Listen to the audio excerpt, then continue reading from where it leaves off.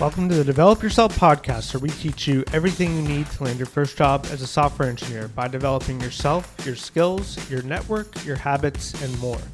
I'm one of your co-hosts, Peter Albaum. If you've been around for any length of time, then you know that about a year ago, I left my full-time job as a software engineer in order to embark on a life of being a freelancer and working on my own products. So since it's been about a year since I left my job, I wanted to give an update and also reflect on what my main takeaways are from this first year working independently. I hope at the very least this is interesting for those of you who've been following along, and if you're considering doing something similar, then I think it could be a helpful data point for you as you consider what your approach might be. So without further ado, let's go ahead and get into it. So a quick recap for those of you who may not have been around here. Last year on February 11th, I had my last day of work as a full-time software engineer. This is something I'd been thinking about doing for several years at this point, and I was very inspired by Daniel Vassallo and his small bets approach to self-employment, which made me feel like I could give this a shot. It also didn't hurt that at that point, the tech market was absolutely on fire. The combination of my years of experience as an engineer, my savings, the small bets approach, and how strong the market was made me feel like it was the right time to try self-employment. I was pretty tired from the past 3 years of working at this particular job, not in a bad way, but I had left a lot of myself in this job. It had taken a lot of energy, and I was ready to decompress for a little bit. I realized that having a break from work is something that is becoming increasingly rare for me, and so I decided to take the first few months kind of off. Still doing some work that I've been doing all along with the coding bootcamp, but really trying to focus on just decompressing and seeing what the next step might be. And my plan was to get my first contract starting in June. That said, a few things happened that changed my plans. Number one is I had a $4,000 tax bill come due, which was my fault for not getting my withholding right the year prior, but that was a big unexpected expense that kind of shifted my perspective a bit. I wasn't expecting to have large unforeseen expenses necessarily. I was prepared for it, but it shifted the plans. Also, I had to go to the emergency room, and here in the United States, going to any kind of doctor or healthcare can sometimes be really expensive. And I wasn't sure quite how much it was going to cost, but I figured it may get up to several $1,000s. And so basically the choice I had with these things was to pay them out of the money I'd set aside for this self-employment experiment and decrease my runway, or go ahead and find some contract work sooner than I thought. And so I decided to go ahead and find some contract work. I spent about 3 weeks looking for a contract gig in April, and at the end of that time had 2 opportunities that were brought to me by recruiters, and I ended up picking one with an NFT platform that was out in California. This was a great team and a great product, and I really enjoyed working with these people. The drawback was that it was 40 hours a week, or at least I was contracted for 40 hours a week for 3 months. And so the nature of that kind of work meant for me that I wouldn't have time to spend as much on my own stuff. And then in September, I got an offer through my network to take on an explicitly part-time contracting arrangement. So I ended up rolling off of the first client and started working with the second client, and I'm still working with them. And it's been a great fit for my schedule. It's about 60 hours a month, and so it leaves me time to do some of my other work with the coding bootcamp and also time to pursue my own projects. At this point, I feel I'm pretty close to finding the ideal mix of paid contracting work, flexible work with the coding bootcamp, and time spent on my own projects. So that brings us to my takeaways. What are my main takeaways from this year of self-employment? One of the biggest takeaways for me so far is that I'm actually questioning what my original dream was. So I've been very influenced and inspired over the years by indie hackers, and I always thought it would be really cool to have my own indie SaaS that was creating quote unquote passive income, even though working on a SaaS is not passive. But I always thought I wanted to build SaaS products and try to sell those. But the reality of this kind of independent freelancer lifestyle is that even with just one paid client part-time, I've already kind of achieved my goal, which I realized was actually to have a lot more freedom and flexibility, but still be able to pay my bills.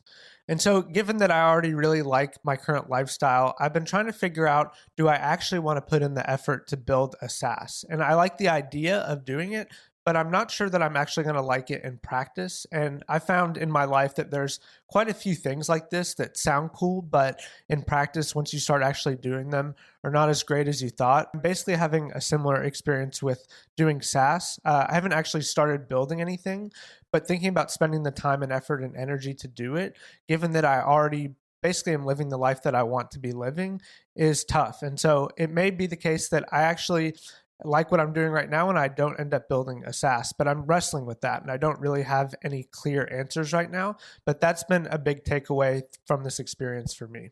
More positively, probably my biggest takeaway in general is that I'm absolutely certain that I want to continue working for myself. The freedom, the flexibility, the autonomy have been great.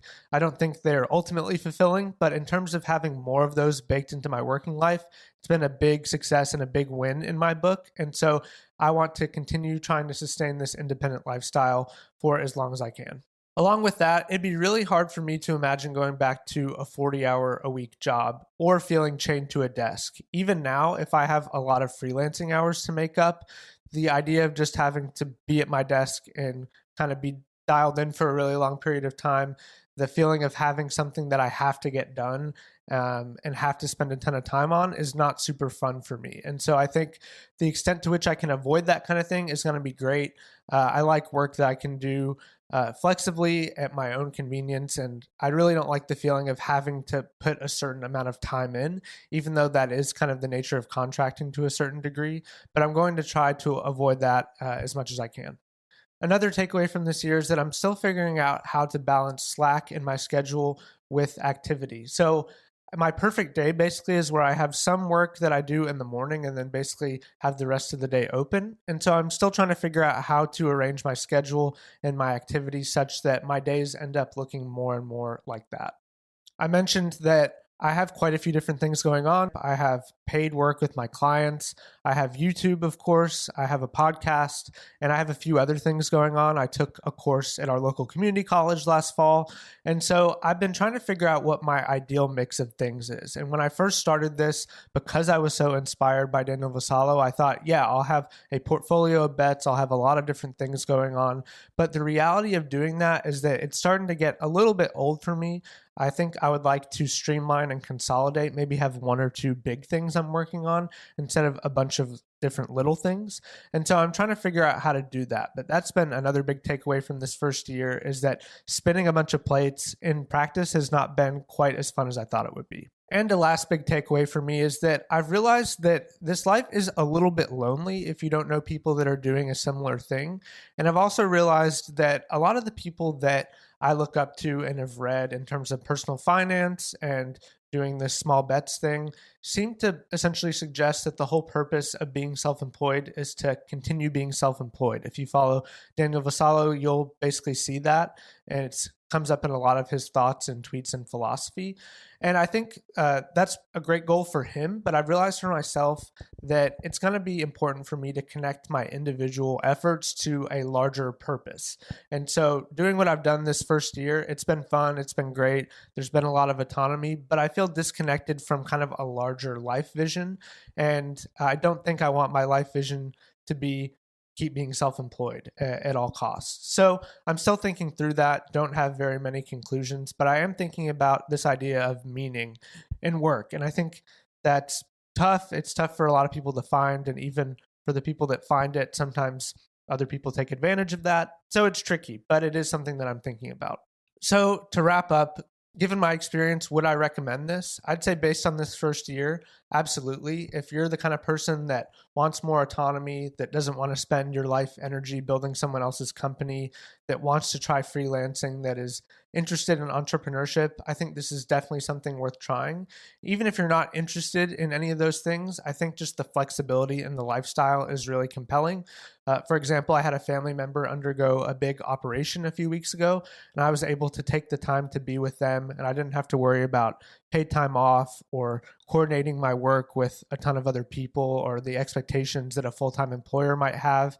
And that has been really wonderful. I've talked in the past about how This blog post, The Tail End from Tim Urban, was also a big inspiration for doing this.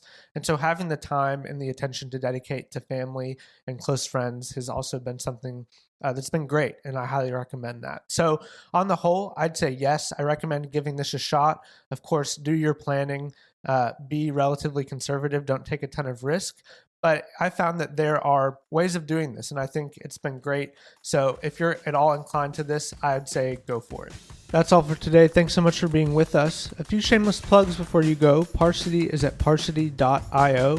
My YouTube channel is at youtube.com/Peter Elbaum. And we also have a free cohort-based 30-day JavaScript course called Dev30, and that is at dev30.xyz. Thanks so much for being with us, and we'll see you in the next one.